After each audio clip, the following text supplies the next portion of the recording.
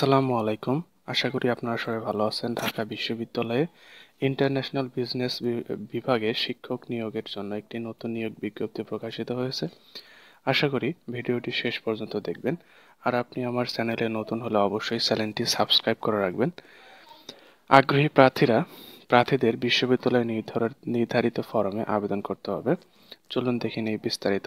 পদের নাম অধ্যাপক, বিভাগ ইন্টারন্যাশনাল বিজনেস, পদসংখ্যা 1টি, শিক্ষাগত যোগ্যতা প্রার্থীদের স্বনামধন্য বিশ্ববিদ্যালয় থেকে ইন্টারন্যাশনাল বিজনেস অথবা সংশ্লিষ্ট বিষয়ে management, information systems, accounting and information system ও মার্কেটিং উচ্চতর শিক্ষাগত যোগ্যতা সহ পিএইচডি ডিগ্রি থাকতে হবে।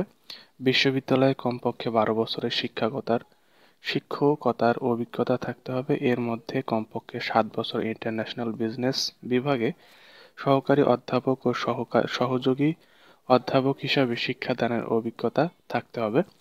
প্রার্থীদের indexed DOI, digital object identifier সংবলিত মানসম্মত জার্নালে কমপক্ষে 12টি গবেষণা প্রকাশনা থাকতে হবে।